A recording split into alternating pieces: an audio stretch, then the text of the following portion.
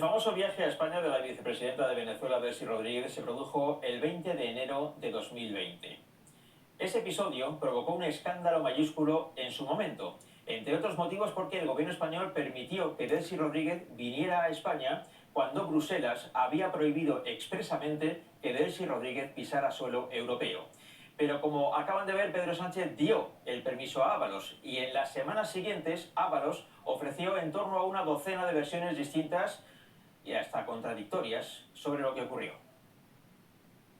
Estaba de tránsito y a instancias del ministro de Turismo me pidió si me importaba que le saludara.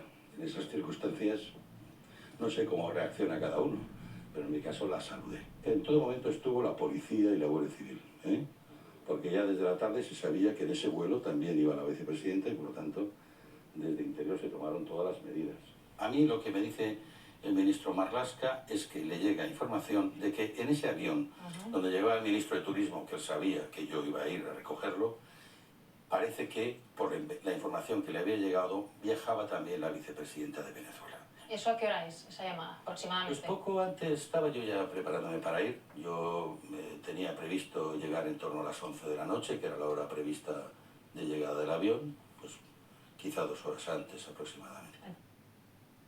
Han escuchado sobre un par de las varias versiones que dio Ábalos en aquel momento, dos versiones que tienen algunos detalles diferentes. En una dice que se enteró de que Delcy Rodríguez venía y que se había enterado esa tarde y que él en realidad iba a ver al ministro venezolano que la acompañaba y no tanto a Delcy. En la otra versión dice que él se enteró por la noche porque se lo dijo el ministro Marlaska. Hoy sabemos que eso no fue lo que ocurrió. Ábalos lo sabía desde días antes y pidió permiso a Pedro Sánchez para ver a Delcy Rodríguez. Acaban de ver la captura de pantalla. Y Sánchez le dijo que eso estaba bien. Pero es interesante recordar la versión que dio el presidente en aquel momento, hace ahora 4 años y medio, en sede parlamentaria.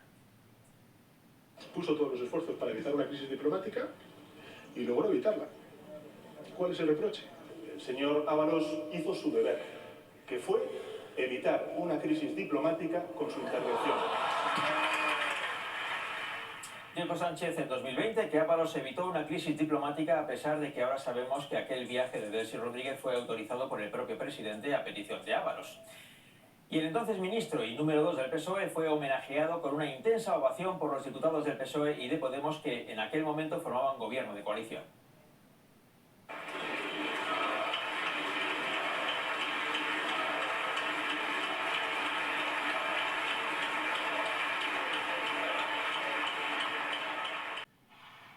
Lo cierto es que en cuanto la Cámara Baja, el Congreso, dé luz verde a lo que se conoce como suplicatorio, la justicia tendrá vía libre para imputar a Ábalos. Pedro Callejas.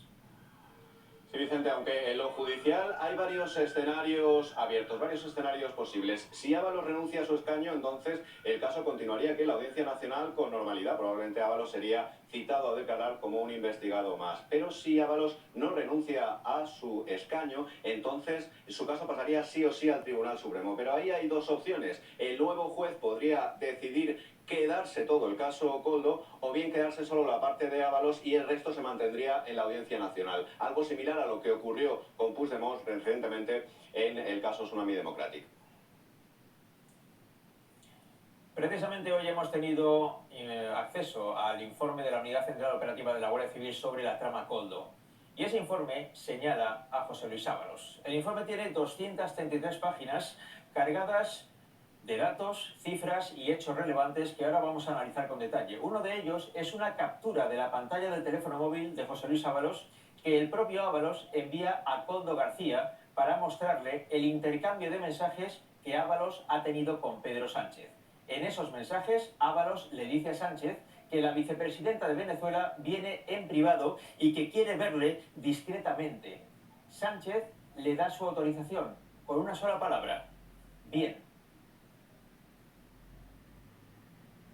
Madrugada del 20 de enero 2020, Delcy Rodríguez aterriza en Madrid. La recibe en la terminal de autoridades el exministro Ábalos. De lo que ocurrió esa noche, el gobierno siempre ha dado versiones contradictorias. Me reuní con el ministro de Turismo. Estaba de tránsito. Pero ahora la UCO sí da datos. El más relevante, que ese encuentro no fue fortuito, porque el informe recoge una supuesta carta de invitación de Ábalos a Delcy e incluso un mensaje donde el ministro avisó al presidente del gobierno. La Guardia Civil, de hecho, considera que Sánchez habría dado su consentimiento para esta visita. Lo que aún es una incógnita es qué pasó en ese encuentro. Otra cosa son los vínculos de varios miembros de la trama con Venezuela que se evidencian durante todo el informe, con conversaciones entre Aldama y Delcy Rodríguez en las que la vicepresidenta de Venezuela se interesa por Ábalos. Vínculos con Venezuela que Aldama tenía ya en 2019 cuando llevó a Ferraz a varios embajadores de Guaidó para reunirse con Ábalos. A mí me sorprendió el interés de Ábalos en conocer a detalle la relación comercial y de negocios entre España y Venezuela. Los testigos de aquel encuentro llegan a sugerir que el interés de Aldama y Ábalos se centraba en ser intermediarios para obtener beneficios económicos.